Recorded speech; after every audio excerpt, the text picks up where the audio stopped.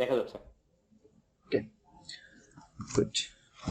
So আমাদের আজকের যে টপিক সেটা হচ্ছে স্ট্যাটিস্টিক্যাল মেথডস।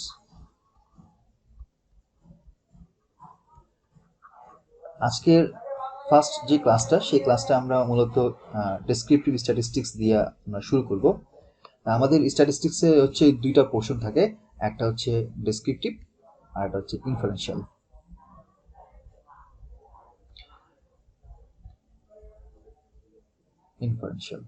ডেসক্রিপটিভ স্ট্যাটিস্টিক্সের কাজগুলো কি? ডেসক্রিপটিভ স্ট্যাটিস্টিক্সের কাজগুলো হচ্ছে আমি ডেটাকে অর্গানাইজ করব, ফার্স্টে হচ্ছে ডেটাকে কালেক্ট করব, তারপর ডেটাকে অর্গানাইজ করব, অ্যান্ড দেন ডেটাকে আমি অ্যারেঞ্জ করব। অ্যারেঞ্জ করে অর্গানাইজ করা একই কথাই, জাস্ট আমি পরবর্তীতে ডেটাকে অ্যানালাইসিস করব। এইটুকু অংশ হচ্ছে অ্যানালাইসিস করার জন্য যে টুলগুলো, সেই টুলগুলো আমরা ইউজ করব। ইনফরমেশনাল স্ট্যাটিস্টিক্সের কাজগুলো কি? এক্ষেত্রে যে পরের স্টেপটা, এখান থেকে পরের স্টেপটা শুরু হয় ইনফরমেশনাল স্ট্যাটিস্টিক্স। এখানে হচ্ছে কি, আমি যখন অ্যানালাইসিস কাজটা শেষ করব, শেষ করার পরে আমি এখান থেকে ইনফরমেশনকে এক্সট্র্যাক্ট করব। ইনফরমেশন এক্সট্র্যাক্ট না, আমি এখান থেকে কি জানতে পারছি, কি শিখতে পারছি, কি বুঝতে পারছি ডেটা সম্পর্কে, তারপর সেখান থেকে আমি একটা নলেজকে গ্যাদার করব এবং সেখান থেকে আমি আলটিমেটলি একটা ইনসাইট পাবো এবং সেখান থেকে আমি ফাইনালি একটা ডিসিশন মেক করব। এই দুইটা স্টেপকে, এই দুইটা ডেসক্রিপটিভ স্ট্যাটিস্টিক্স এবং ইনফরমেশন স্ট্যাটিস্টিক্সের যে কাজগুলো, এটাকে আমরা এভাবে মানে কিউমুলেটিভ ওয়েতে কিছু স্টেপের মাধ্যমে এটাকে আমরা এক্সপ্লেন করতে পারি। সো যখন আমরা বলি যে ডেটাকে কালেক্ট করা এবং ডেটাকে অর্গানাইজ করা, এই অংশটুকু আমরা এটাকে বলি ডেটা ম্যানেজমেন্ট, ডেটাকে ম্যানেজ করার কাজ। এবং এই ডেটা ম্যানেজমেন্টের কাজটা আমরা পান্ডাস দিয়ে করি, পান্ডাস লাইব্রেরি দিয়ে করি। এবার আসি ডেটাকে অ্যানালাইসিস করার কাজ। এই ডেটাকে অ্যানালাইসিস করার জন্য আমার যে টুলগুলো থাকে, সেই টুলগুলোর মধ্যে স্ট্যাটিস্টিক্স হচ্ছে একটা টুল, স্ট্যাটস নামে একটা স্পেশাল আলাদা টুলস আছে। তারপরে আপনার এগুলো কি পাইথনেই থাকবে? হ্যাঁ, এগুলো সব হচ্ছে পাইথনের লাইব্রেরি। এই পান্ডাস হচ্ছে কি, এটা ইটসেলফ একটা লাইব্রেরি। আর আমি যে স্ট্যাটিস্টিক্স বা স্ট্যাটস যে সকল নামগুলো আমি ইউজ করতেছি, এগুলোকে হচ্ছে বলা হয় মডিউল। এগুলো হচ্ছে এক একটা মডিউল। এখন এই মডিউলগুলো অনেকগুলো লাইব্রেরি আন্ডারে থাকে, যেমন এসকে সাইপাই আন্ডারে থাকে। সো তারপর আপনার এখানে এসকে লার্নের আন্ডারে থাকে। যদি এসকে লার্নের আন্ডারে খুব বেশি থাকে না, সাইপাই থেকে মোস্টলি 70-80% স্ট্যাটিস্টিক্যালের কাজগুলো আমরা সাইপাই লাইব্রেরি থেকে করে থাকি। এসকে লার্নটা এটা পিওরলি হচ্ছে এমএল মডেল ডেভেলপমেন্টের জন্য ইউজ করে ওই লাইব্রেরিটা। সো আমরা এটাকে এখন আপাতত বাদ দিয়ে ধরতে পারি, সাইপাইটাকে আমরা মেনলি ইউজ করবো। তো সাইপাইয়ের ভিতরেই স্ট্যাটিস্টিক্স, স্ট্যাটস, তারপর আরও অন্যান্য যে সকল ফাংশনগুলো আছে, মডেলগুলো আছে, সেই মডেলগুলো পাবো। তো আমাদের পাইথনে আমরা অলরেডি যারা এখানে কোর্স করতেছি, হ্যাঁ, আর যারা নতুন আছে, দুই গ্রুপকেই আমি একটু এটাকে আবার একটু রিমাইন্ড করে দিই, বলে দিই যে আমাদের যখন আমরা মেশিন লার্নিং মডেল করতেছি, এমএল মডেল, এবং আমরা যখন এটাকে পাইথন প্রোগ্রামিং ল্যাঙ্গুয়েজ দিয়ে আমরা এই মডেলটাকে জেনারেট করব বা তৈরি করব, তখন সেক্ষেত্রে আমাদেরকে সবার আগে লাইব্রেরিটাকে বুঝতে হয়, যে আমার লাইব্রেরিটাকে খোঁজ করতে হয় যে আমি কোন কাজ করতে চাচ্ছি, ওই কাজের জন্য কি ধরনের লাইব্রেরি আমার প্রয়োজন। ওই লাইব্রেরিটাকে ইম্পোর্ট করে নিয়ে আসতে হয় এবং ইম্পোর্ট করার পরে তার ভিতরে অনেক ধরনের মডিউল থাকে। এই মডিউলের ভিতরে আমার কিছু প্রিডিফাইন ফাংশন থাকে। তা আমরা স্টেপ বাই স্টেপ একটা একটা ভিতরে ঢুকে ওখান থেকে আমরা আমাদের মূল ফাংশনটাকে কাজে লাগাই। এখন মনে করেন, আমি একটা এক্সাম্পল দিই, আমি যদি রিগ্রেশন মডেল করতে চাই, এখন রিগ্রেশন মডেলের জন্য আমি এখান থেকে ধরেন আমি এখানের মধ্যে সাপোজ সাইকিট লার্ন নিলাম, স্কেলানের ভিতরে। এখন এটার ভিতরে আমার বিভিন্ন ধরনের মডিউল আছে। আমি করব কি, রিগ্রেশন করবো। তো রিগ্রেশনটা কোথেকে আসতেছে? রিগ্রেশন হচ্ছে আমার লিনিয়ার মডেল থেকে আসে, লিনিয়ার মডেল। তো লিনিয়ার মডেল হচ্ছে আমি এখানে লিনিয়ার, নন লিনিয়ার দুইটাই আমি কাজ করতে পারি। এবং তার ভিতরে আমি এখান থেকে রিগ্রেশনের যে ফাংশন, সেই ফাংশন, রিগ্রেশন নামে কোনো ফাংশন নাই, আমি এটা মানে ভুল বলতেছি, বোঝানোর জন্য বলতেছি যে রিগ্রেশন নামে কোনো ফাংশন বলতেছি না, বাট এই লিনিয়ার মডেলের ভিতরে আমি রিগ্রেশন টাইপের যে সকল ফাংশনগুলো আছে, সেই ফাংশনগুলোকে আমি কল করতে পারি। কল করে নিয়ে আসার পরে তারপর আমি আমার মূল কোডটাকে তৈরি করব। আমার মূল যে স্ট্রাকচারটা, আমার যে স্টেপগুলো আছে সেই স্টেপগুলোকে একটা একটা করে আমি লিখবো, লজিকগুলোকে অ্যাপ্লাই করব। আর তার উপরে আমার এই লাইব্রেরি থেকে যতগুলো আমার মডিউল প্রয়োজন, যে সকল ফাংশনগুলো আমার আনা প্রয়োজন, সেগুলোকে আমি আগেই কল করে নিয়ে আসবো। এবং যখন আমি এই কাজটা শেষ করব, শেষ করার পরে লাস্টের পোর্শনে আমি আমার আউটকামটা বের করব, এবং এই আউটকাম থেকে আমি আমার মূলত যে ডিসিশন মেকিং এর কাজ বা এখান থেকে আমার নলেজ গ্যাদার করার কাজ, ইনসাইট বের করার কাজটা আমরা এখানে কমপ্লিট করব। সো এই পুরো জিনিসটাই হচ্ছে আমরা একটা বলতে পারি অ্যালগোরিদম। তাহলে এই অ্যালগোরিদমের ভিতরে এটা আমার এমএল অ্যালগোরিদম যদি বলি টু বি স্পেসিফিক, তাহলে অ্যালগোরিদমের ভিতরে আমার তিনটা জিনিস থাকতেছে। ফার্স্ট হচ্ছে আমি আমার সবগুলো আমার কাজের জন্য, সবগুলো বলতে আমার যে কাজটা করা দরকার, আমি যে প্রবলেম স্টেটমেন্টটা নিয়ে কাজ করতেছি সেটার জন্য আমার যেই লাইব্রেরি, মডিউল এবং ফাংশন জানা দরকার, কাজ করানো দরকার, সেগুলোকে আমি প্রথমে কল করে নিয়ে আসবো। তারপর আমি আমার লজিকটাকে এখানে এস্টাবলিশ করব। আমি একটা জিনিস হচ্ছে মুখে বলা। আমি যদি কাউকে বলি যে 2+2 কত, সে বলবে 4, এটা কিন্তু আমি জাস্ট ওরালি বলতেছি, আমি মুখে জিজ্ঞেস করছি, সেও কিন্তু মুখে মুখে আনসার দিচ্ছে। বাট সে কিন্তু আনসার দেওয়ার আগে মনে মনে বা ক্যালকুলেটারে সে কিন্তু যোগ বিয়োগ গুণ ভাগের কাজটা করতেছে। এর মানে তার যোগ করতে হবে, এটাকে সে বুঝে গেছে। আমি যদি বলি 2 আর 2 কত হয়, আমি কিন্তু এখানে বলি নাই যে 2 এবং 2 যোগ করো, কথাটা বুঝেন। আমি জাস্ট একটা অ্যানালজি দিচ্ছি। আমি যদি বলি 2 আর 2 কত হয়, এখন সে বলবে 4। এখন 2 আর 2 যে এটাকে যোগ করতে হবে, এই যোগ করার কাজটা রিসিভার, যে ইউজার, তাকে কিন্তু এটা বুঝাই দিতে হয়। সো এখানে আমি এই অ্যাডিশনাল লজিকটা এই জায়গার মধ্যে ইনপুট দিব, দেওয়ার পরে কিন্তু আমি ফাইনালি 2+2 যে আউটকামটা 4, সেটা আমি এখান থেকে পাবো। তো এই পুরো স্টেপটাই হচ্ছে আমার মেশিন লার্নিং অ্যালগোরিদমের স্টেপগুলো। এখন এই স্টেপের মধ্যে আমি যখন এখানের মধ্যে ডেটাকে ইনফিউজ করব, এই ডেটাকে যখন আমি ইনফিউজ করার আগে এই ডেটার সম্পর্কে আমার ফুল একটা একটা ওভারঅল একটা আইডিয়া জেনে রাখতে হবে, বুঝতে হবে যে আমার ডেটাটা দেখতে কিরকম, ডেটার ক্যারেক্টারিস্টিক্স কিরকম, ডেটাটা কিভাবে মুভ করতেছে, ডেটা কি এটা এইভাবে লিনিয়ারলি মুভ করতেছে, নাকি এটা এইভাবে কার্ভ করে মুভ করতেছে, এটা কি আমার এক্সপোনেনশিয়ালি বাড়তেছে, নাকি এটা এক্সপোনেনশিয়ালি কমতেছে, নাকি এই ডেটাটা আমার কোনো এটাকে কি বলে, আমি নামটা ভুলে গেছি, হারমোনিক ওয়েতে কি এটা চেঞ্জ হচ্ছে, কিভাবে চেঞ্জ হচ্ছে। এখানে চেঞ্জ হলো আমার এই পিকটা আসলে কতটুকু উঠতেছে, এবং এই পিক উঠার রেটটা কতটুকু, পিক নামার রেটটা কতটুকু। এই যে ডেটা নিয়ে যে অ্যানালিসিস করার কাজটা, এই অ্যানালিসিস করার কাজের জন্যই কিন্তু স্ট্যাটিস্টিক্সের প্রয়োজন। তা না হলে আমি কিভাবে, যদি আমি না জেনে থাকি, তাহলে ডেটাকে আমি ইনফিউজ করেও কিন্তু কোনো লাভ নেই, আমাকে সঠিক আউটকাম বা সঠিক প্রেডিকশন দেবে না, মডেল যতই ভালো হোক। তাহলে দুইটা জিনিসই কিন্তু আমার জন্য খুবই ইম্পর্টেন্ট। এবং আমি চেষ্টা করব এই ডেটা এবং এই মডেল, এই দুইটার মধ্যে একটা ভারসাম্য বজায় রাখতে, একটা মিল বন্ধন তৈরি করতে, একটা ব্রিজ তৈরি করতে। যে ব্রিজটা যদি আমি ঠিকভাবে তৈরি করতে পারি, তাহলে কেবলমাত্র আমি একটা ভালো আউটকাম, একটা ভালো রেজাল্ট পেতে পারি। এই পর্যন্ত কি ক্লিয়ার আপনারা?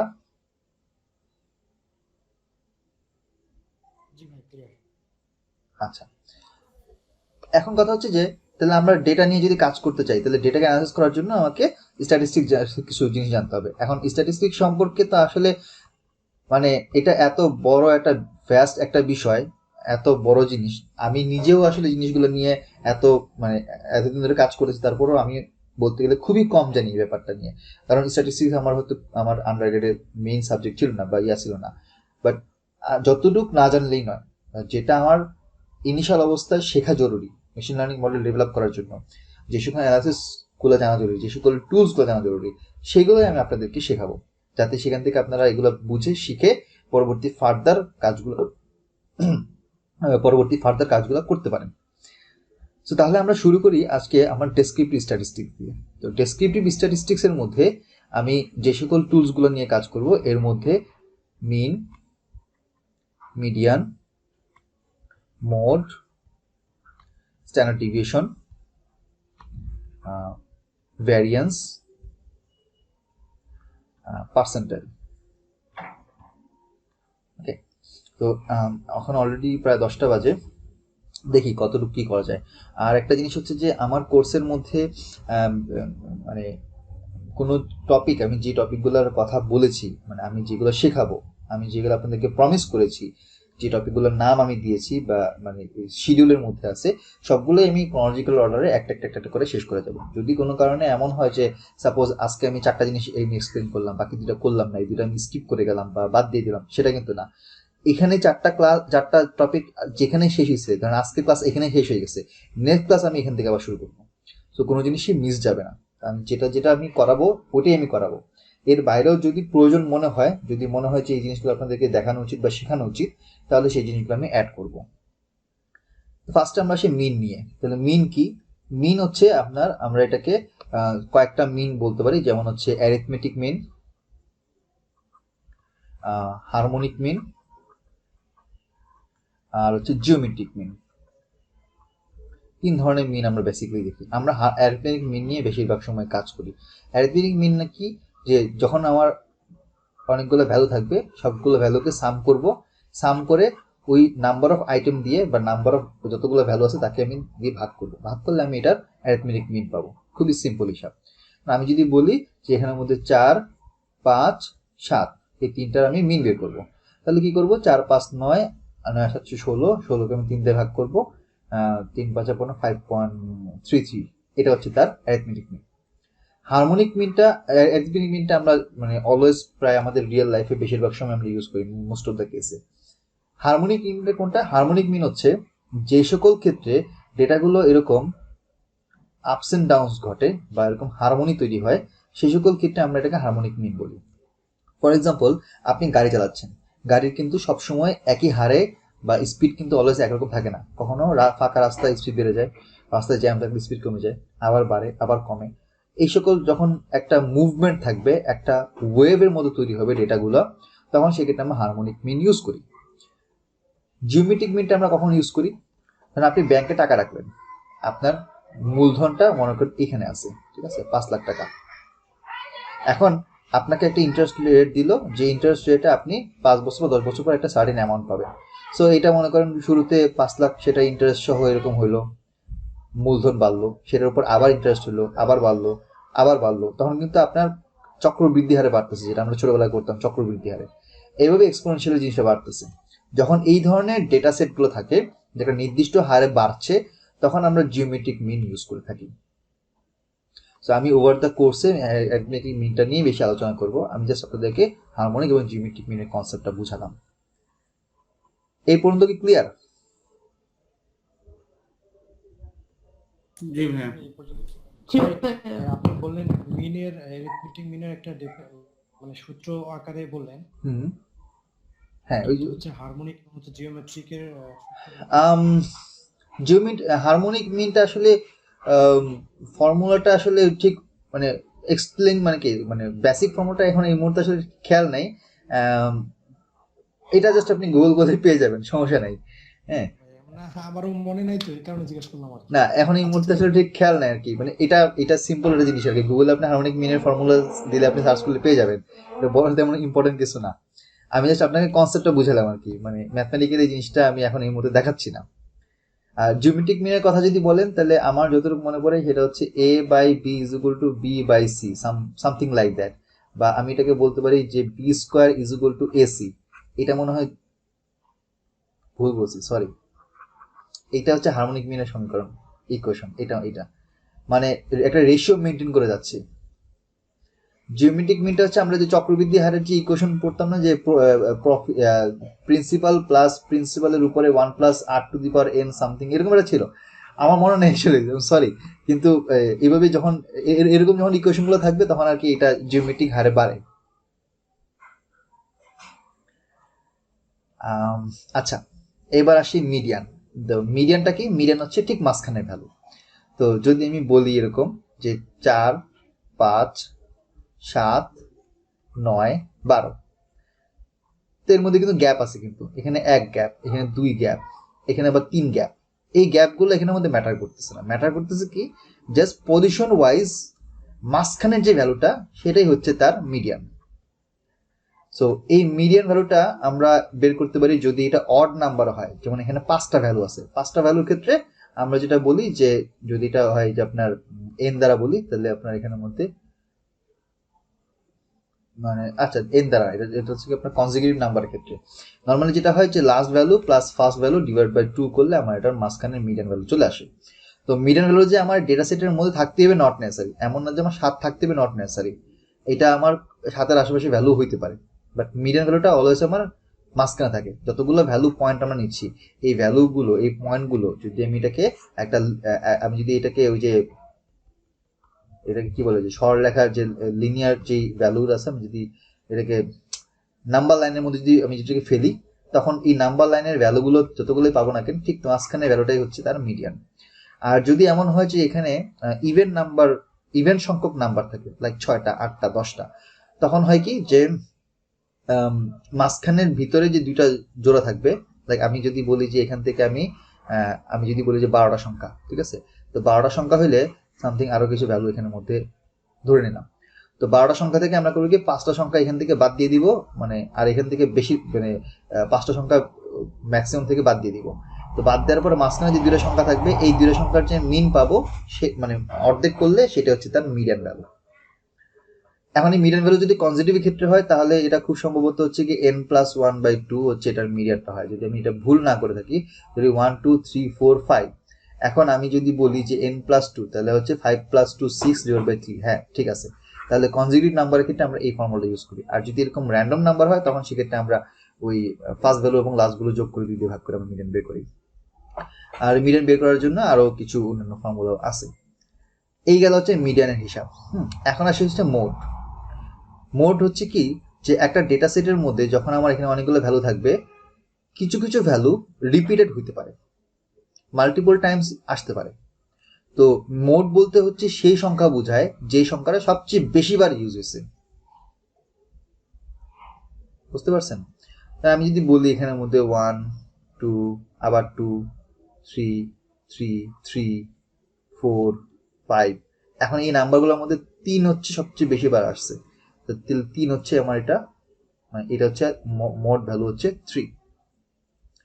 এখন যদি এমন হয় যে কোন একটা সংখ্যা দুইটা সংখ্যা সবচেয়ে বেশি একই সময় বার আসছে, ধরেন আমি যদি মাঝখানে আরেকটা 2 ঢুকাই তাহলে 2 এখানে 3বার আসছে, 3ও এখানে 3বার আসছে, তাহলে সেক্ষেত্রে মোড কত হবে? মোড হবে এই দুইটাই, 2 এবং 3 দুইটাই হবে তার মোড। এবং এই ধরনের যখন আমরা মোড আসবে তখন আমরা বলি হচ্ছে বাই মোডাল, তখন আমরা এটাকে বলি যে ভ্যালুটা হচ্ছে মানে এই ডেটা সেটটা হচ্ছে বাই মোডাল। আর যদি একটা থাকে তাহলে হচ্ছে সিঙ্গেল মোড, বাই মোডাল বা ট্রাই মোডাল হইতে পারে। যেমন আমার যদি এরকম একটা ডেটা সেট থাকে তাহলে এক্ষেত্রে আমার বেশিরভাগ ডেটার আধিক্যটা এই জায়গাতে আছে, এই এরিয়াতে আছে, এই এরিয়াতে। এখন এখানকার যে পিক ভ্যালুটা আছে, এখানকার যে পিক ভ্যালু, এই দুইটা পিক ভ্যালু সেম হইতে পারে, এর মানে এই পিক ভ্যালুটা মাল্টিপল টাইমস ইউজ হইতে পারে, তখন এটাকে আমরা বলি হচ্ছে বাই মোডাল, মানে দুইটা মোড এখানের মধ্যে দুইটা পিক ভ্যালু আছে, তখন আমরা এটাকে আর কাউন্ট করতেছি না, কারণ আমরা সবসময় চেক করতেছি যেটা ম্যাক্সিমাম টাইম আসছে, বেশিরভাগ সময় আসছে। এই পর্যন্ত ক্লিয়ার তো? এটা ক্লিয়ার, কিন্তু যদি সবগুলো একটা একটা করে থাকে সেক্ষেত্রে আমরা কিভাবে বুঝবো?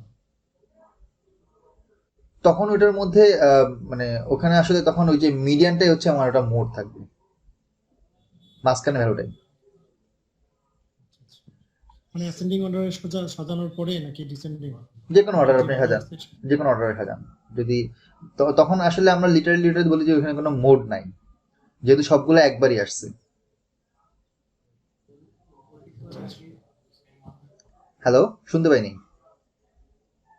জি ভাই ঠিক আছে। আচ্ছা, এখন আমাদের ডেটাগুলোকে যদি আমরা নর্মালি ডিস্ট্রিবিউট করি, নর্মাল ডিস্ট্রিবিউশনের মধ্যে যদি ফেলি, তখন ডেটাগুলোর শেপ এরকম হতে পারে, ডেটার শেপটা এরকম হতে পারে, সরি এটা আকারটা ভুল হয়েছে, ডেটার শেপটা এরকম হতে পারে। খেয়াল করে দেখেন এইটা হচ্ছে ঠিক বেল শেপ কার্ভ তৈরি করছে, যেটাকে আমরা বলি হচ্ছে যে মানে একদম পিওর নর্মাল ভ্যালু, একদম বেল শেপ কার্ভ তৈরি করছে। যখন আমরা এরকম বেল শেপ কার্ভ তৈরি করবে তার মানে হচ্ছে ঠিক মিরর করলে যদি মাঝখান থেকে আমি একটা দাগ টানি এবং আমি যদি এখান থেকে কেটে দিই তাহলে এটাকে যদি আমি এই পাশে নিয়ে যাই তাহলে কোনো ধরনের কোনো মানে শেপ চেঞ্জ হবে না, মানে ঠিক মিরর, ঠিক অপোজিট জায়গায় ওভারল্যাপ করবে। যখন আমার এই ধরনের শেপ থাকবে তখন এই মাঝখান বরাবর মিউ মানে মিন, তারপর মিডিয়ান এবং মোড, তিনটা একই পজিশনের মধ্যে থাকবে। এটা আমরা বলি যে একদম স্ট্যান্ডার্ড নর্মাল ডিস্ট্রিবিউশনের ক্ষেত্রে আমরা যদি ডেটাগুলোকে এভাবে সাজাই, একদম মানে স্ট্যান্ডার্ড বলতে হচ্ছে একদম পুরো আইডিয়াল ওয়েতে। এখন যদি আমার ডেটাগুলোকে এইভাবে যদি শেপ থাকে তখন সেক্ষেত্রে কী হবে? তখন সেক্ষেত্রে যেটা হয় যে ডেটাগুলোর যতভাবেই সাজাই না কেন ঠিক মাঝ বরাবর এটার মিডিয়ান থাকবে। তাহলে আমার ডেটার আধিক্যতা হচ্ছে এইদিকে হচ্ছে ডেটার আধিক্যতা, তোমার এখানে থাকবে অলওয়েজ এটার মিডিয়ান, আর এটার মোড হচ্ছে থাকবে এই পাশে, আর এটার মিন থাকবে এই পাশে। এটা হচ্ছে এইদিকে থাকবে এটার মোড, আর এখানে থাকবে এটার মিন। যখন এই ধরনের শেপ থাকবে, যখন আমার ডান দিকে এইভাবে আস্তে আস্তে আস্তে আস্তে আস্তে আস্তে খুবই স্লোলি নিচের দিকে চলে যাবে এবং বাম দিকে খুব একটা শার্প রাইজ হবে, ডান দিকে যখন স্লোলি চলে যাবে তখন আমরা এটাকে বলি রাইট এসকিউড, বা এটার ডান দিকে এসকিউনেস হয়ে গেছে, এসকিউনেস ডান দিকে হয়েছে। তাহলে এটা হবে কি লেফট স্কিউড, কারণ বাম দিকে এটা স্কিউড হয়ে গেছে। এখন যখন লেফট স্কিউড হবে তখন ওই মিডিয়ান হচ্ছে তার সবসময় মিডিয়ানের জায়গা থাকবে, মানে এখানেও হচ্ছে তার মিডিয়ান, আর ডান পাশে হচ্ছে এটার মোড, আর বাম পাশে হচ্ছে এটার মিন। বুঝতে পারছেন?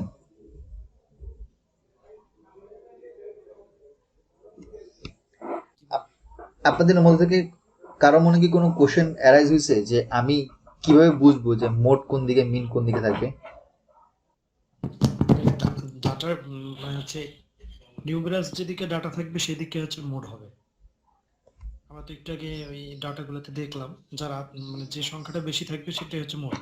না না, সেই সংখ্যাটা না, ধরেন আমার সংখ্যা দেওয়া নাই, সংখ্যা জানেন না, আপনি এখান থেকে কিভাবে বুঝবেন যখন আমার এরকম স্কিউনেস থাকবে, আইদার সেটা right skewed or left skewed anything, আপনি কিভাবে বুঝবেন যে মিন কোন দিকে আর মোড কোন দিকে? আমার যেখানে পিক থাকবে হুম। সেই এরিয়াতে হচ্ছে মোডটা থাকবে, আর মিন হচ্ছে যখন আমার এভারেজ যে আমার সংখ্যাটা কত ছড়ায় যাচ্ছে হুম। এর দেখা যাচ্ছে মিডিল টাইপের একটা জায়গা বলবে মিনের। আর মিডিয়ানের ক্ষেত্রে দেখা যাচ্ছে আমার তো হোল সংখ্যা যেটা ওটা ঠিক এটা মাঝখানে দেখা থাকবে, মিডিয়ান অলওয়েজ মাঝখানে। হ্যাঁ ওকে, always মিডিয়ান নিয়ে আমার কোনো তাহলে সন্দেহ থাকতেছে না। আমার তাহলে একটা কোশ্চেন থাকে যে আমি মিডিয়ানের কোন দিকে মোড এবং কোন দিকে মিন এটাই বুঝবো কিভাবে? আমার হচ্ছে মানে ডাটাগুলো কোন দিকে বেশি স্পার্স থাকবে মানে ছড়ায় যাচ্ছে বেশি কোন দিকে সেটা দেখতে হবে। আচ্ছা। যদি দেখে হুম, হ্যাঁ, যেদিকে ছড়ানো থাকবে সেদিকে মিন থাকবে। হ্যাঁ অনেকটা সেই দিকে মিন থাকবে। আচ্ছা, এটার পেছনে কারণটা কি? আর মোডটা হচ্ছে যেদিকে হচ্ছে বেশি মানে পিক উঠবে হুম। এই এরিয়াতে মোডটা থাকবে। মোড থাকবে। আচ্ছা, তাহলে এই যে আপনি বললেন যে ওই এরিয়াতে মোড থাকবে আর অপোজিট এরিয়াতে মিন থাকবে, এবং মিন হচ্ছে যেদিকে ডেটা স্পার্স হচ্ছে সেদিকে থাকবে, এই তো আপনার লজিক, তাই তো?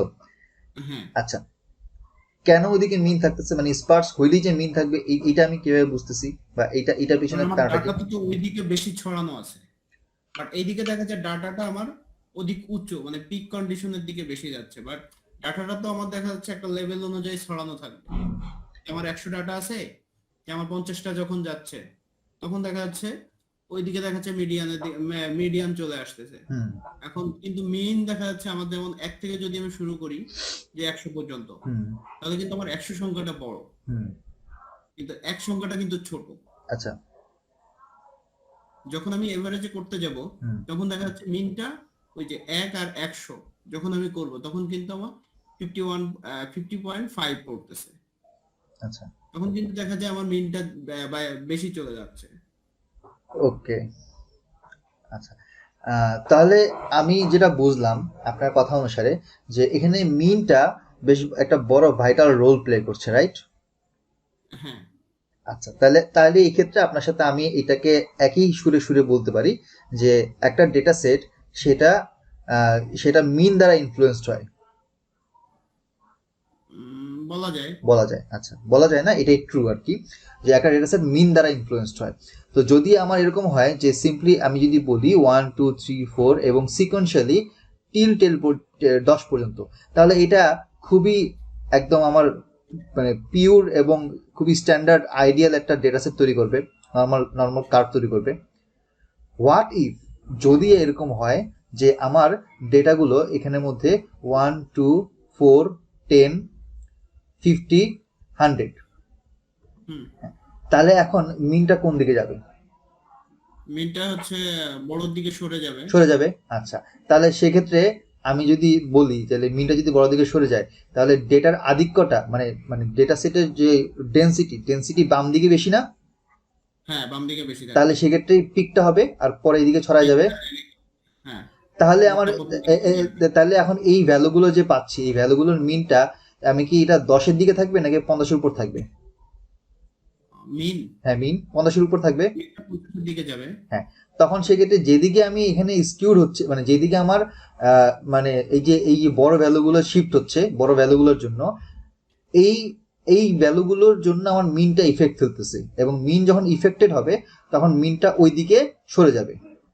জি, সিমিলারলি যদি আমি এটা অপোজিট কেস চিন্তা করি যে 1 10 20 আর বললাম 50 51 52 55, তাহলে সেক্ষেত্রে কি হচ্ছে? তাহলে সেক্ষেত্রে হচ্ছে কি আমার এই যে মিনটা, সেই মিনটা কোন দিকে তাহলে শিফট করবে? এইদিকে, এইদিকে শিফট হওয়ার চান্স বেশি। তখন তখন এদিকে আমার কম ভ্যালু থাকবে, মানে মানে এখান থেকে আমার লো ভ্যালুগুলো আর এখানে আমাদের হচ্ছে এখানে আমাদের হাই হয়ে যাবে। আচ্ছা, আরেকটা জিনিস আমি একটু বলে দিই, সেটা হচ্ছে যে এখানে একটু একটা কমন মিসকনসেপশন থাকে যে এখানে এখানে আপনার ভ্যালুগুলো বেশি ঘনত্ব আছে তার মানে এই না কিন্তু এই ভ্যালুগুলোর মান বড়, মানে সরি এই ভ্যালুগুলোর মান ছোট, সেটা কিন্তু আমার আধিক্য থাকতেছে না। না, মানে এখানে এখানে আমি ডাটাগুলোকে নর্মাল ডিস্ট্রিবিউট করতেছি। নর্মাল ডিস্ট্রিবিউশন মানে না যে এটা 0 থেকে শুরু হবে এখানে 100 যাবে। এটা কি ফ্রিকোয়েন্সির উপর ডিপেন্ডস করবে এটা না? এটা ফ্রিকোয়েন্সির উপর ডিপেন্ড করবে। মানে এটা আমি গ্যারান্টি দিয়ে বলতে পারবো না যে আমার ছোট ভ্যালুগুলো এখানে থাকবে, বড় ভ্যালুগুলো এখানে থাকবে। হুম, সো এটা আর কি একটা মিসকনসেপশন থাকে। অনেকে মনে করে যে আমি যেহেতু এখানে শেপ তৈরি করছি তাহলে আমার ছোট ভ্যালুগুলো আমার এই সাইডে থাকবে, বড় ভ্যালুগুলো এই সাইডে।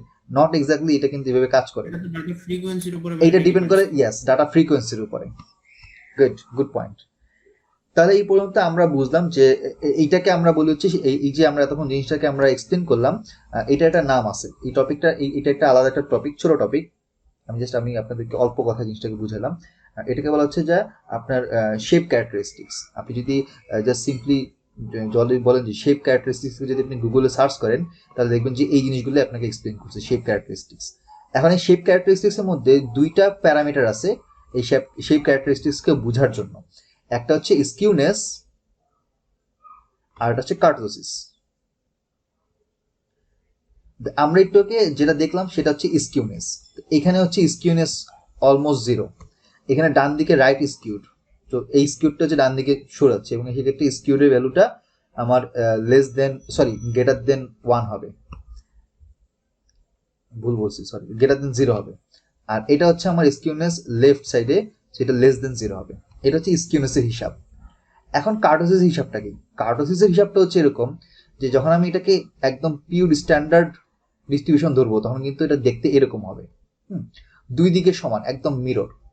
বাট যদি আমার ডেটা সেটের ভিতরে ভ্যালুগুলো যদি আপ ডাউন থাকে, মানে যদি এখানের মধ্যে পিক অনেক বেশি থাকে, তো সামটাইমস ইট শোস লাইক এরকম।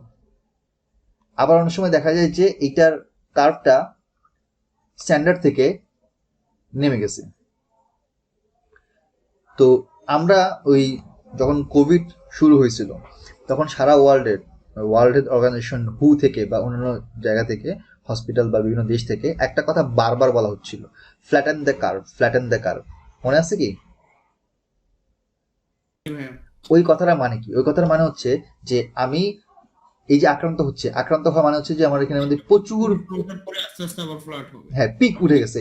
এখন দেখেন ইটালিতে, গত বছর কথা বলেছে, মানে খুব বাজে একটা অবস্থা গেছে ইটালিতে। মার্চ এপ্রিল মাসে এক ধাক্কায় 50,000 1 লাখ 2 লাখ মানুষ মারা যাচ্ছে। তখন ওই মান্থে প্রচুর পিক উঠে গেছে। তো সবাই বলতেছে যে মাস্ক পরেন, ঘরে থাকেন, লকডাউন দেওয়া হচ্ছে বিভিন্ন জায়গায়, এবং ওরা চাচ্ছে যে এটা যেন চাপ দিয়ে চাপায় যেন এটাকে নিচে আনতে পারি, ফ্ল্যাট করতে পারি। ফ্ল্যাট করার জন্যই কিন্তু এত কিছু, এই লকডাউন বলেন বা হচ্ছে সেফ ডিস্টেন্স, মাস্ক পরা, স্যানিটাইজার, সবকিছু কিন্তু টার্গেট হচ্ছে যে কোভিড আক্রান্তের সংখ্যা কমে দাও। এখন কমবে কিভাবে? কমবে হচ্ছে যখন যেটা কমে যাবে, কমে গেলে এটার শেপটা হবে দেখতে এরকম নিচের দিকে নেমে যাবে। অর্থাৎ আমরা চাচ্ছি যে এটাকে ফ্ল্যাট করার জন্য, try to flatten the curve.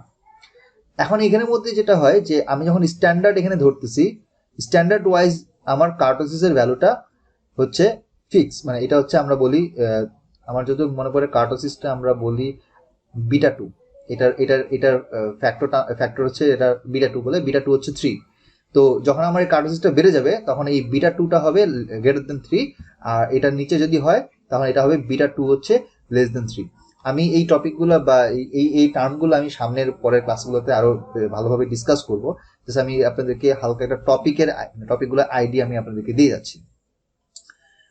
দেন আমরা আসি পরবর্তী যে অংশটা, সেটা হচ্ছে ভ্যারিয়েন্স অ্যান্ড স্ট্যান্ডার্ড ডেভিয়েশন। তো আমরা স্ট্যান্ডার্ড ডেভিয়েশনটা সবসময় ইউজ করি, ভ্যারিয়েন্সটা আমরা কম ইউজ করি। স্ট্যান্ডার্ড ডেভিয়েশন বলতে কি বোঝায়? স্ট্যান্ডার্ড ডেভিয়েশনটা হচ্ছে এই যে আমার একটা ডেটা সেট যখন থাকবে এরকম ভাবে ছড়ানো ছিটানো থাকবে, তো আমার মিন ভ্যালু থাকে, ধরেন মিন ভ্যালুটা হচ্ছে এখানের মধ্যে, মিন থেকে বাকি ভ্যালুগুলো কতটুক স্পার্সড হয়ে আছে, কতটুক ছড়ানো আছে, এই মেজারমেন্টটাকে আমরা বলি স্ট্যান্ডার্ড ডেভিয়েশন। যদি আমি এটা সহজ ভাষায় বলতে চাই তাহলে এটাকে আমরা বলি স্ট্যান্ডার্ড ডেভিয়েশন। এখন এটাকে যদি আমরা ফর্মুলাতে বলতে চাই তাহলে সেক্ষেত্রে আমরা বলি যে স্ট্যান্ডার্ড ডেভিয়েশন হচ্ছে positive square root summation of x bar minus x i whole square divide by n, যেখানে এক্স আই হচ্ছে আমার নাম্বার অফ অবজারভেশনস এবং এক্স বার হচ্ছে এটার মিন, আর এন হচ্ছে নাম্বার অফ অবজারভেশনস। এখান থেকে আমরা করি কি যে মিনটা পাবো, মিন থেকে প্রত্যেকটা ভ্যালুর গ্যাপ বের করবো, যেহেতু মাইনাস দেওয়া আছে আমরা একটা গ্যাপ বের করবো, গ্যাপটাকে আমরা স্কোয়ার করব, যতগুলো স্কোয়ার ভ্যালু পাবো সেটাকে আমরা সামেশন করব করে টোটাল নাম্বার অফ। এইখানের মধ্যে একটু কথা আছে এন এবং এন মাইনাস 1 হওয়ার ক্ষেত্রে। যখন আমি এখানে ক্যাপিটাল এন নেব পপুলেশন, তখন আমার টোটাল এন থাকবে, যখন আমি স্যাম্পল নিব তখন হবে এন মাইনাস 1। হ্যাঁ, এটা হচ্ছে মানে এক্সপ্লেনেশন। আরো কিছু এক্সপ্লেনেশন আছে যে এখানে বিভিন্ন স্ট্যাটিস্টিশিয়ানরা এখানের মধ্যে বিভিন্ন পারপাসে কেউ এন মাইনাস 1 ইউজ করে। It depends on the situation, আপনি কোন ধরনের ডেটা নিচ্ছেন বা ডেটাটাকে আপনি কিভাবে এক্সপ্লেন করতে চাচ্ছেন। বাট ইন জেনারেল আমরা ক্যাপিটাল এন দিয়ে আমরা বলি, এবং এই ক্যাপিটাল এন হচ্ছে পপুলেশন। আমি টোটাল পপুলেশনের উপর স্ট্যান্ডার্ড ডেভিয়েশন বের করতে চাচ্ছি, ঠিক আছে? এটাকে আমরা বলি, এটাকে লেখা হয় সিগমার মাধ্যমে, এটা হচ্ছে সিগমা। ভ্যারিয়েন্সটা কি? ভ্যারিয়েন্স হচ্ছে নাথিং বাট সিগমা স্কোয়ার, মানে আমি জাস্ট রুটটাকে যদি তুলে ফেলি তাহলে এটা ভ্যারিয়েন্স, রুট বসাই দিলে সেটা স্ট্যান্ডার্ড ডেভিয়েশন। এখন এই স্ট্যান্ডার্ড ডেভিয়েশনের যে একটা সার্টেন ভ্যালু, এটা তো অবশ্যই একটা ভ্যালু আসবে, তাই না? একদম বাকদম এ বি সি 1 2 3 4 একটা ভ্যালু তো আসবে। তো ওই ভ্যালুটা আসলে বোঝায় যে সে আমার মিন থেকে কতটুক ডিস্টেন্সে আছে, ভ্যালুগুলো কতটুক ডিস্টেন্সে আছে। যেমন আমি যদি বলি যে ফর এক্সাম্পল, জাস্ট কথার কথা, আমি এক্স্যাক্টলি আমি ভ্যালুগুলো ভাবছি না, আমি জাস্ট এমনি আপনাদেরকে বোঝাচ্ছি যে ধরেন আমার এখানের মধ্যে ভ্যালু আছে 10 15 18 20 25 30। তাহলে দেখেন এখানের মধ্যে যদি আমি প্রত্যেকটা ইন্ডিভিজুয়ালি যদি গ্যাপ ধরার চেষ্টা করি, গ্যাপগুলো যদি একটু ক্যাচ করি, তাহলে 2 বা 3 করে গ্যাপ আছে। এখন এগুলোকে সবগুলো যদি মিন করে যদি এই ফর্মুলা ওয়াইজ যদি বসালে দেখবো যে আমার স্ট্যান্ডার্ড ডেভিয়েশনটা বিটুইন 2 and 3 এর মধ্যে থাকবে। তার মানে অন অ্যান এভারেজ প্রত্যেকটা মিন থেকে প্রত্যেকটা ভ্যালু 2 পয়েন্ট সামথিং একটা ডিস্টেন্সে বজায় আছে। এখন যদি এমন হয় যে এই ভ্যালুগুলো ডাবল ডিজিট না হয় সিঙ্গেল ডিজিট, বা যদি ফ্র্যাকশনাল ভ্যালু থাকে, তাহলে সেক্ষেত্রে ওটার স্ট্যান্ডার্ড ডেভিয়েশনটা ফ্র্যাকশনাল ভ্যালুতে চলে আসবে।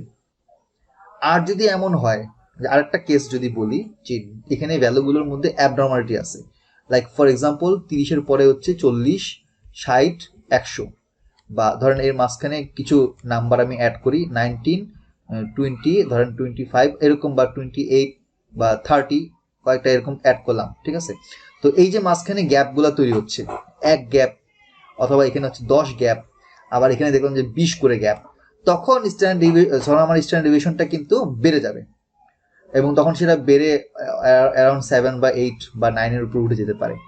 তো এর মানে বোঝায় যে আমার ডেটা সেটটা যত আমার স্ট্যান্ডার্ড ডিভিয়েশনের ভ্যালু কম হবে, তার মানে ডেটা সেটটা তত ঘন, তত এক জায়গায় জমাট বেঁধে আছে।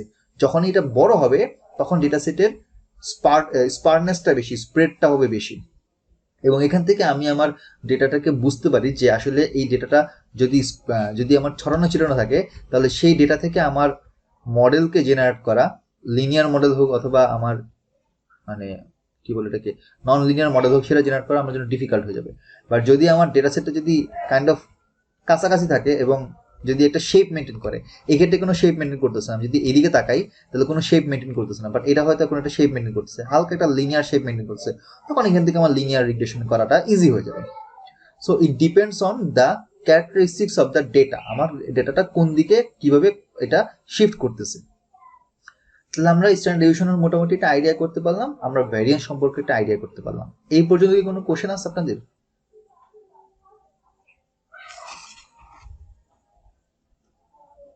হ্যালো, কাইন্ডলি একটু রিপ্লাই দিবেন, আপনারা না বুঝলে তো আমার জন্য সমস্যা, একটু বলতে হবে যে আমি বুঝতেছি অথবা বুঝতেছি না। ভাইয়া বুঝতে পারছি।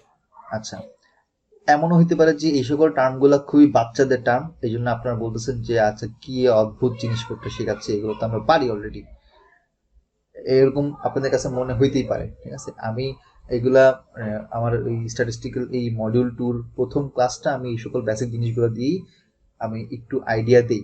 এগুলো আপনাদের ছোটবেলায় করা, আমরা এগুলো ক্লাস 6, 7, 8-এ আমরা মেট্রিক ইন্টার এগুলো ছোটবেলায় হায়ার ম্যাথ জেনারেল ম্যাথে করে আসছি, প্রচুর এগুলো অঙ্ক করে আসছি, আমাদের মানে মুখস্থ হয়ে গেছিল অঙ্ক করতে করতে। তো আমি জাস্ট ওগুলোকে একটু রিভাইভ করার চেষ্টা করতেছি, আপনি জাস্ট একটু আবারকে রিভিশন দেওয়ার চেষ্টা করতেছি যে আমরা এগুলো দিয়ে বেসিক শুরু করবো, এবং তারপর আস্তে আস্তে আমরা বাকি অন্যান্য টপিকে আমরা হাত দিব। আচ্ছা, তারপরে আরেকটা জিনিস হচ্ছে, সেটা হচ্ছে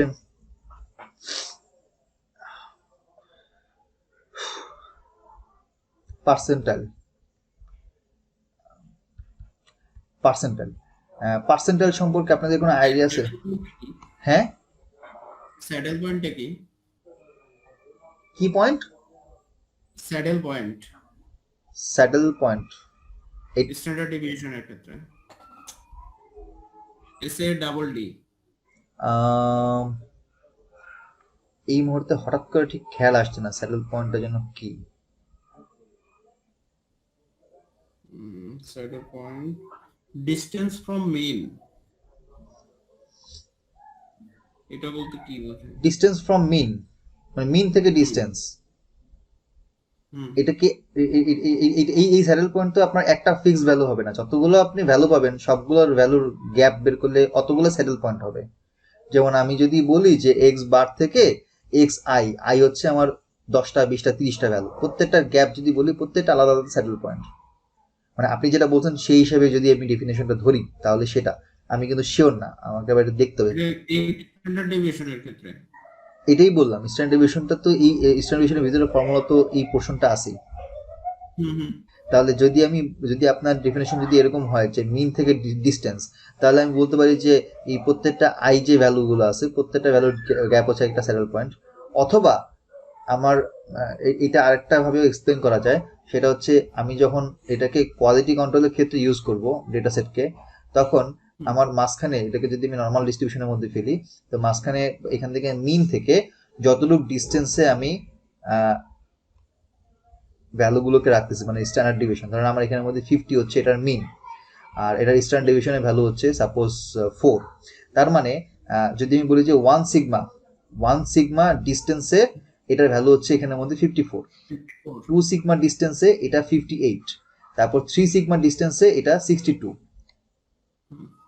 তো আমরা যে ওই যে আপনারা যারা বিজনেস ব্যাকগ্রাউন্ডের অনেকজন আছেন, অনেকে আছেন, তারা হয়তো কোয়ালিটি কন্ট্রোল কোর্সটা করছিলেন আপনার আন্ডারগ্রেডে, সেখানের মধ্যে অপারেশন ম্যানেজমেন্ট অথবা কোয়ালিটি কন্ট্রোলের যে আলাদা যে কোর্স ছিল সেখানে আমরা 6 সিগমা কোয়ালিটি কন্ট্রোলের ব্যাপারে শিখছিলাম। সিক্স সিগমা কোয়ালিটি কন্ট্রোল এটা প্রায় সব জায়গাতেই এটা মেনটেন করে, স্পেশালি বাংলাদেশে গার্মেন্টস সেক্টরে সিক্স সিগমা বা লিন কোয়ালিটি কন্ট্রোল এটা মেনটেন করে, বা এই ফর্মুলা বা এই কনসেপ্টটা তারা মেনটেন করে। তো কনসেপ্টটা কি? কনসেপ্টটা হচ্ছে এরকম যে আমি আমার যে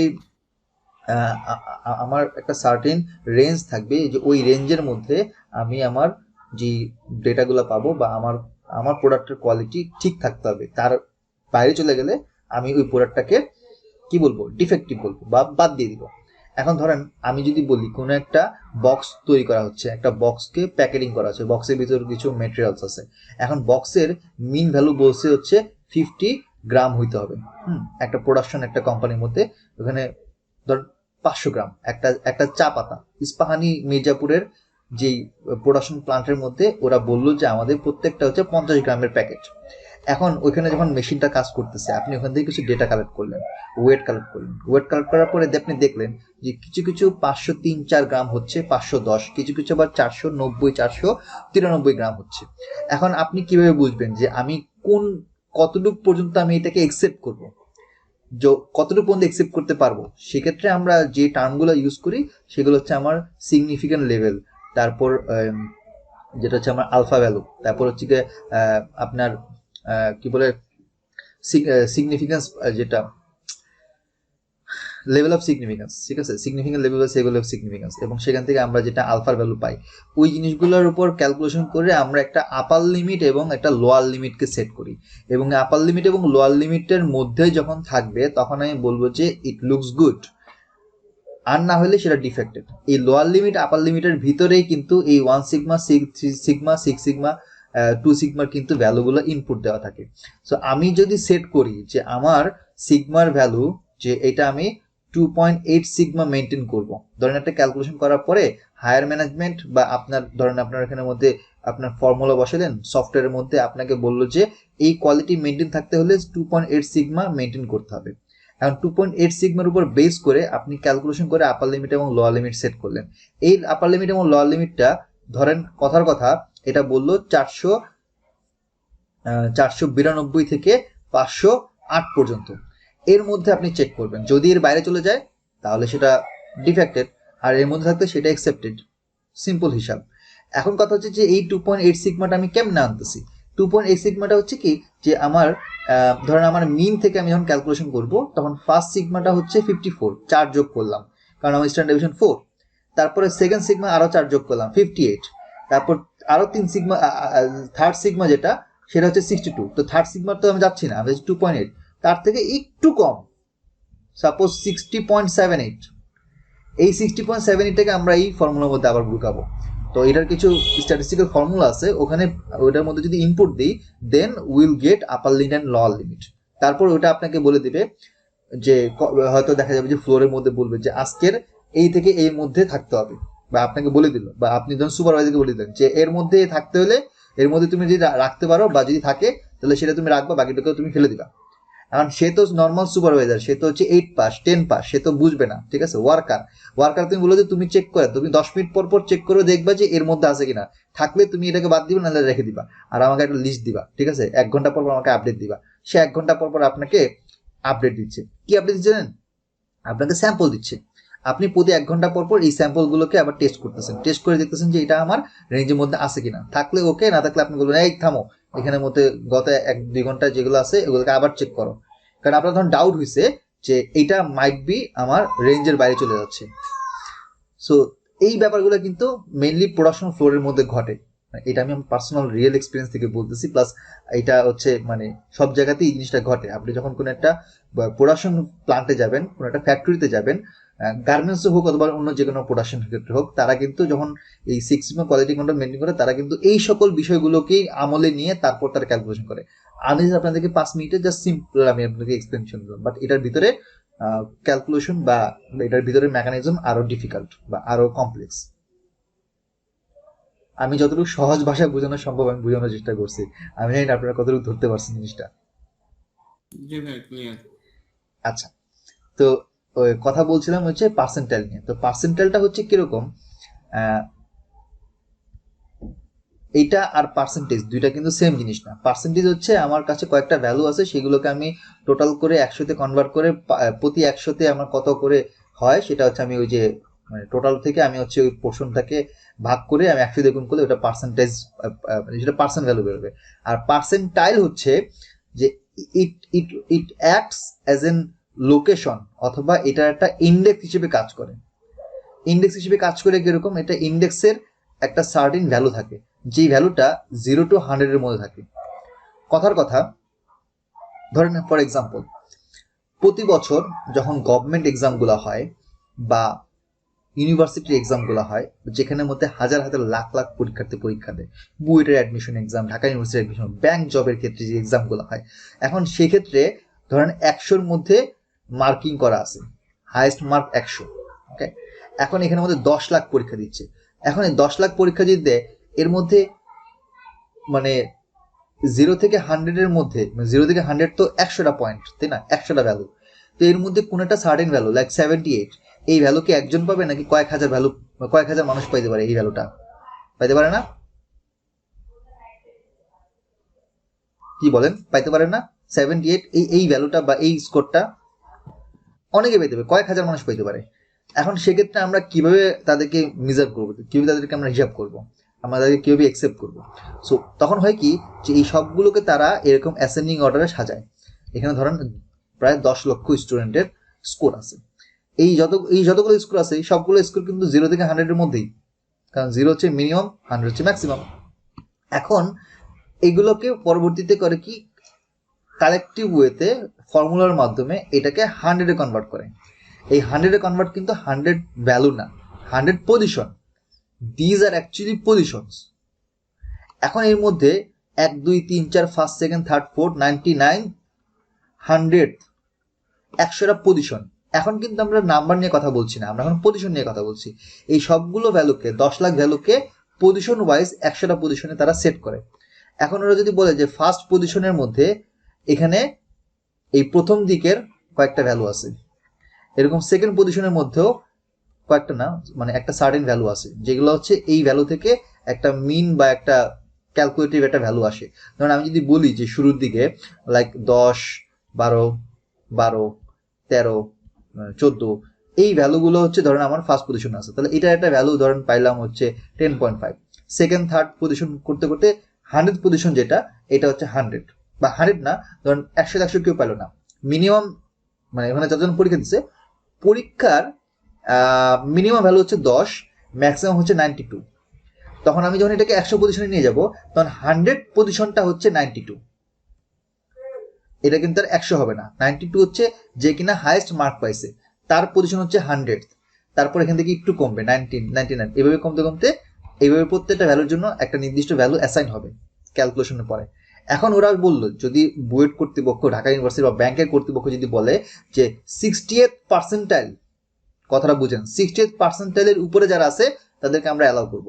এখন 60th পার্সেন্টাইলটা কত নাম্বার হইতে পারে এটা কিন্তু আমি জানি না, কারণ আমার কাছে শুধুমাত্র এখানে র ডেটা আছে। এটা ক্যালকুলেশন করার পরে 60th পার্সেন্টাইলের ভ্যালু ধরেন আসলো 64.5, এটা ক্যালকুলেশন করার পরে আসছে। এখন ওরা বলবে কি যে 64.5-এর উপরে যারা আছে ওদেরকে সেকেন্ড স্টেজের জন্য কনফার্ম করো বা ভাইবার জন্য ডাকো। এখন এই 64.5 এর উপরে হইতে পারে 2 লাখ, হইতে পারে 2.5 লাখ, হইতে পারে 3 লাখ, যে কোনো ভ্যালু, যে কোনো পার্সন হইতে পারে হচ্ছে, বা যে কোনো সিরিয়ালের হইতে পারে। তো সেটা কিন্তু আমরা যখন এতগুলো স্টুডেন্ট থাকে, এতগুলো ইয়ে থাকে, তখন সেগুলোকে কিভাবে কালেকশন করা পসিবল হয় না।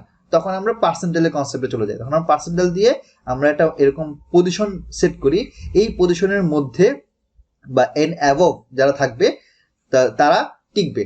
এখন এই পজিশনের যে ভ্যালুটা, এটা আমরা যে উপরে ক্যালকুলেশন থেকে পেলাম 64.5। এখন 64.5 এর উপরে যারা যারা আছে তারা কংগ্রেচুলেশন, তারা আপনার ভাইবার জন্য পরবর্তীতে আপনাদেরকে ইমেল করবে অথবা আপনাদেরকে পেপারে নাম দেওয়া যে এই রোল নাম্বার এটা টিকছে। এবার বুঝতে পারছেন?